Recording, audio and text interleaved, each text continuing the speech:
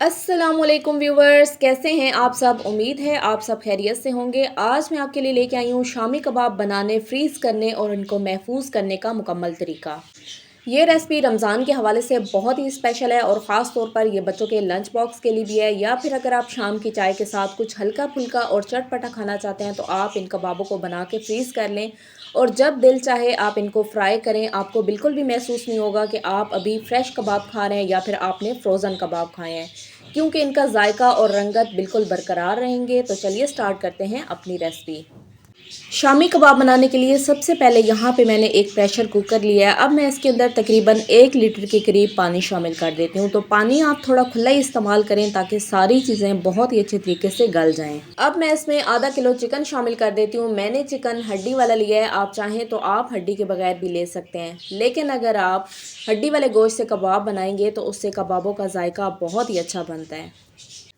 अब मैं इसमें 1 कप चने की दाल शामिल कर देती हूँ। तो चने की दाल को मैंने 2 से 3 घंटे के लिए भिगो के रख दिया था ताकि ये अच्छे तरीके से सॉफ़्ट हो जाए और गलने में आसानी हो जाए। तो आपने जब भी कोई दाल या चावल वगैरह बनाने हो तो लाज़मी उसको पहले भिगो के रख दिया करें, उससे उनके गलने में आसानी हो जाती है।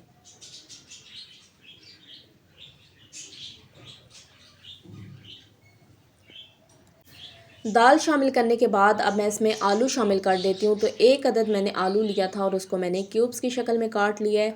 आलू मैंने इसलिए शामिल किया है क्योंकि इससे कबाबों की ग्रिपिंग बहुत ही अच्छे तरीके से हो जाती है, वो आपस में अच्छे तरीके से जुड़ जाते हैं। लेकिन अगर आपको आलू पसंद नहीं है तो आप इस स्टेप को स्किप भी कर सकते हैं।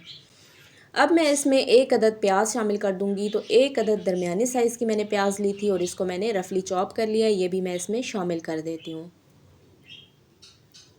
इसके बाद मैं इसमें 2 से 3 खाने के चम्मच भर के ताज़ा कुटा हुआ लहसुन अदरक शामिल कर देती हूँ। तो लहसुन अदरक भी जब भी आपने इस्तेमाल करना हो लाजमी फ़्रेश कुटा हुआ इस्तेमाल करें, इससे खानों का टेस्ट बहुत ही अच्छा होता है। 1 खाने का चम्मच भर के मैं इसमें साबुत गरम मसाला शामिल कर दूंगी। तो गरम मसाले में मोटी इलायची, दारचीनी, लौंग, काली मिर्चें और ज़ीरा सभी चीज़ें शामिल हैं।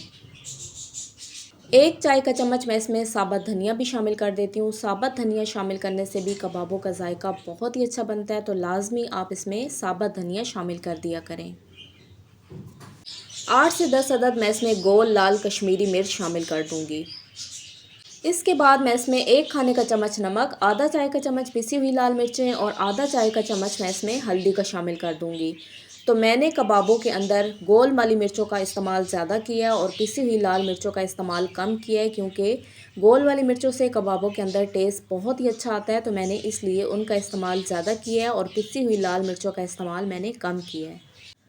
अब मैं एक दफ़ा सारी चीज़ों को अच्छे तरीके से मिक्स कर लेती हूँ और मिक्स करने के बाद मैं इसे 5 मिनट के लिए वेट लगा दूँगी, क्योंकि चिकन थोड़ी जल्दी गल जाता है और दाल गलने में थोड़ी देर लगती है। तो 5 मिनट बाद हम चिकन को चेक कर लेंगे, अगर वो गल गया होगा तो फिर हम उसको निकाल लेंगे और उसके बाद फिर हम दोबारा वेट लगा देंगे ताकि दाल भी जो है वो अच्छे तरीके से गल जाए।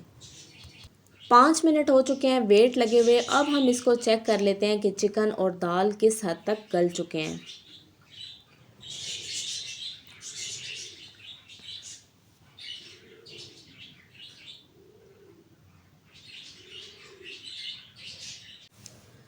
तो देखिए व्यूवर्स, चिकन बहुत ही अच्छी तरीके से गल चुका है। अब हमने इसमें जितना भी चिकन शामिल किया था वो सारा मैं इसमें से निकाल के साइड पे कर देती हूँ। तो लाजमी आपने 5 मिनट के बाद चिकन को दाल में से अलग कर लेना है, क्योंकि अगर आप चिकन को अलग नहीं करेंगे तो सारी हड्डियाँ जो होंगी वो भी गल के इसके अंदर मिक्स हो जाएंगी और आपको गोश्त और हड्डी को अलग करना मुश्किल हो जाएगा। तो आपने चिकन को गलाने के बाद इसको निकाल लेना है और इसके बाद हम इसको दोबारा वेट लगा देंगे ताकि दाल भी जो है वो अच्छे तरीके से गल जाए। तो इस तरीके से मैं सारा चिकन इसमें से निकाल के साइड पे कर देती हूँ। चिकन को निकालने के बाद जब ये थोड़ा सा ठंडा हो जाएगा तो मैं गोश्त को हड्डियों से अलग कर लूँगी। तो देखिए व्यूवर्स, माशाल्लाह से गोश्त बहुत ही अच्छे तरीके से गल चुका है। चिकन को मैंने निकाल लिया है। अभी मैं आपको दाल भी चेक करवाती हूँ कि ये किस हद तक गल चुकी है। तो देखिए व्यूवर्स, दाल जो है अभी अच्छी तरीके से गली नहीं है, अभी इसमें कसर बाकी है। तो मैं दोबारा से प्रेशर कुकर को कवर कर देती हूँ और मज़ीद 5 मिनट के लिए मैं इसको दोबारा से वेट लगा देती हूँ ताकि दाल जो है वो भी अच्छे तरीके से गल जाए। मज़ीद 5 मिनट हो चुके हैं वेट लगे हुए। अब हम दाल को भी चेक कर लेते हैं कि ये किस हद तक गल चुकी है। तो देखिए व्यूवर्स, दाल भी बहुत ही अच्छे तरीके से गल चुकी है। अब आपने फ्लेम को हाई कर देना है क्योंकि इसके अंदर अभी थोड़ा सा पानी मौजूद है, तो आपने इस पानी को अच्छे तरीके से खुश्क कर लेना है। और चम्मच आपने इसमें थोड़े थोड़े वक्फे से हिलाते रहना है ताकि दाल नीचे से लगे ना, क्योंकि ये दाल कुकर के साथ जल्दी चिपक जाती है। तो आपने इसमें थोड़े थोड़े वक्फे से चम्मच हिलाते रहना है और चम्मच हिलाते हुए आपने इसमें से जितना पानी है उसको अच्छे तरीके से खुश्क कर लेना है।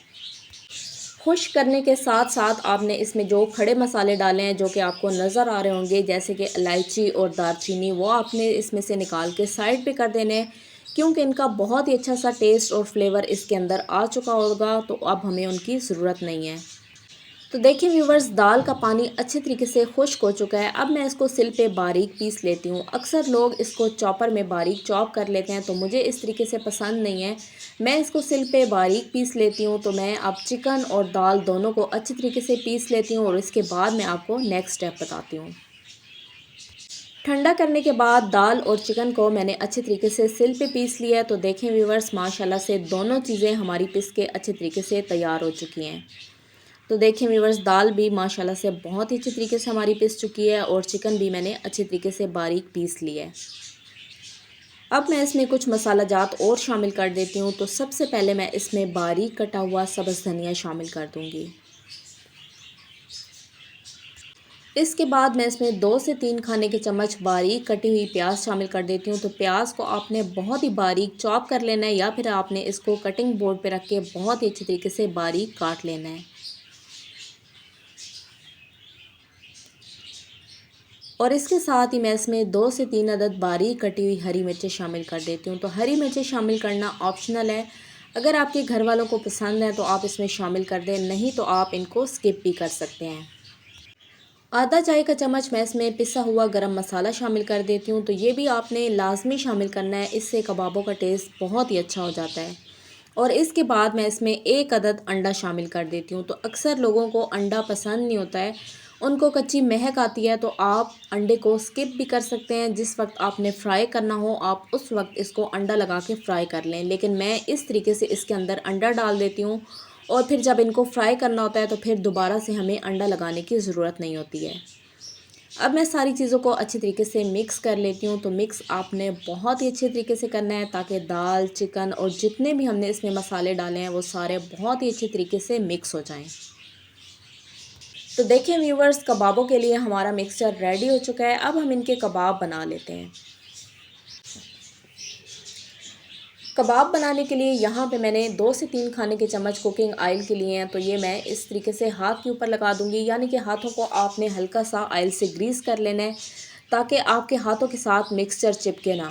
वैसे तो ये माशाल्लाह से बहुत ही अच्छे तरीके से तैयार हुआ है, ये हाथों के साथ बिल्कुल भी चिपकेगा नहीं, लेकिन फिर भी मैंने एहतियातन थोड़ा सा कुकिंग ऑयल ले लिया है। इससे कबाब जो होते हैं उनकी शेप बहुत ही आसानी से बन जाती है और वो हाथों के साथ चिपकते नहीं हैं। तो देखिए व्यूवर्स, इस तरीके से आपने गोल शेप में इनके कबाब बना लेने हैं, या अगर आपको कोई और शेप पसंद है तो वो भी आप इसमें बना सकते हैं। तो मैं इस तरीके से सारी गोल टिक्कियाँ बना लूँगी।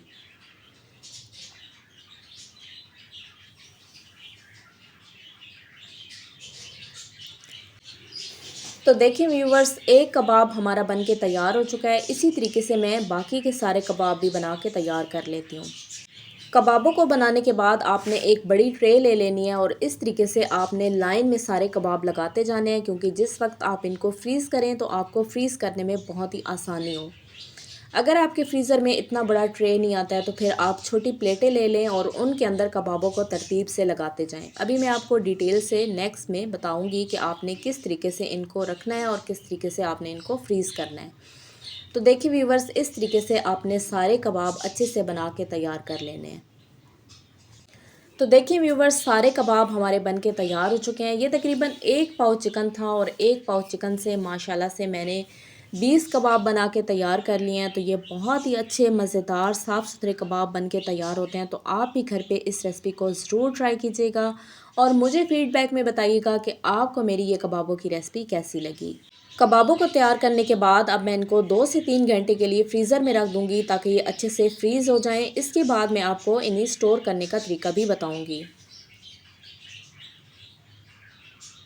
3 घंटे के लिए मैंने कबाबों को फ्रीज़र में रख दिया था और ये अच्छे तरीके से फ्रीज़ हो चुके हैं। अब मैंने इनको हल्का सा टैप कर लिया है ताकि ये ट्रे से अलग हो जाएं। तो देखें व्यूवर्स, माशाल्लाह से बहुत ही आसानी के साथ ये ट्रे से अलग हो रहे हैं।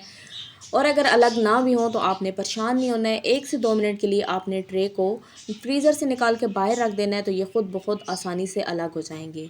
अब आपने क्या करना है कि आपने कोई भी कंटेनर ले लेना है। आपके घर में प्लास्टिक के डब्बे तो बहुत ज़्यादा मौजूद होते हैं, क्योंकि हमारे घरों में ये बहुत ज़्यादा इस्तेमाल होते हैं। तो आपने इस तरीके से तरतीब में डब्बे के अंदर ये सारे कबाब लगा देने हैं। तो अगर आप कबाबों को बनाने के फ़ौरन बाद इस तरीके से डब्बे में डाल देते हैं, यानी कि आप इनको फ्रीज़ नहीं करते हैं, तो ये कबाब आपस में एक दूसरे के साथ चिपक जाते हैं, तो फिर आपको इन्हें निकालने में मुश्किल होती है। तो इस तरीके से आपने पहले इनको फ्रीज़ कर लेना है। जब ये फ्रीज़ हो जाएंगे तो इस तरीके से फिर आपने इनको डब्बे के अंदर लगा देना है। तो आप जब भी इनको निकालेंगे ये आपस में चिपकेंगे नहीं और बहुत ही आसानी के साथ निकल आएंगे। तो ये देखिए व्यूवर्स, मैंने इस तरीके से डब्बे के अंदर ये सारे कबाब लगा दिए हैं। अब मैं इसके ऊपर ढक्कन लगा देती हूँ और ये हमारे कबाब स्टोर करने के लिए बिल्कुल रेडी हो चुके हैं। इसी तरीके से मैं बाकी के कबाबों को भी दूसरे डब्बे के अंदर डाल देती हूँ। अभी मैं यहाँ पे आपको एक और बहुत ही अहम बात बताना चाहती हूँ, और वो ये है कि अगर आपके पास प्लास्टिक के डब्बे नहीं हैं, या आप ये समझते हैं कि आपके फ्रीज़र में जगह नहीं है और ये डब्बे बहुत ज़्यादा जगह घेरते हैं, तो आपने क्या करना है कि आपने एक शापर ले लेना है, कोई भी शापर ले लेना है। तो मोस्टली हमारे घरों में घी आता है, कुकिंग ऑयल का कॉटन आता है, तो उसके अंदर एक मोटी तह वाला शापर होता है। तो आपने ये मोटा वाला शापर ले लेना है और इसको आपने अच्छी तरीके से फैला के खुला करके रख लेना है। तो ये देखें व्यूवर्स, इस तरीके से मैंने ये ऑयल के कॉटन के अंदर जो शॉपर होता है वो वाला मैंने शॉपर ले लिया। अब इसके अंदर हम कबाबों को तरतीब से लगा देते हैं। तो अभी मैं आपको दिखाती हूँ कि किस तरीके से आपने इसके अंदर कबाब रखने हैं। अगर आपको भी मेरी ये कबाबों की रेसिपी पसंद आई हो और इसके साथ साथ जो मैंने आपको टिप्स दी वो भी आपको पसंद आई हो, तो मेरी रेसिपी को लाइक और शेयर ज़रूर करें। मेरे चैनल पे नए हैं तो चैनल को सब्सक्राइब करना मत भूलिएगा। आपकी सपोर्ट मेरे लिए बहुत कीमती है। कबाबों को शॉपर में तरतीब लगाने के बाद अब आपने इस तरीके से शॉपर को फोल्ड कर देना है। तो अब आपको बिल्कुल भी परेशानी नहीं होगी कि आपके पास डब्बे नहीं हैं या आपके फ्रीज़र में जगह नहीं है। आप इस तरीके से इनको शॉपर के अंदर भी स्टोर कर सकते हैं। तो आप इस तरीके से कबाबों को बना के ज़रूर महफूज कीजिएगा, और पूरा रमज़ान का महीना आप जब चाहें इनको निकालें और फ्राई करें और इंजॉय करें। दुआओं में याद रखिएगा। मिलते हैं एक नई रेसिपी के साथ, तब तक के लिए शुक्रिया। अल्लाह हाफ़िज़।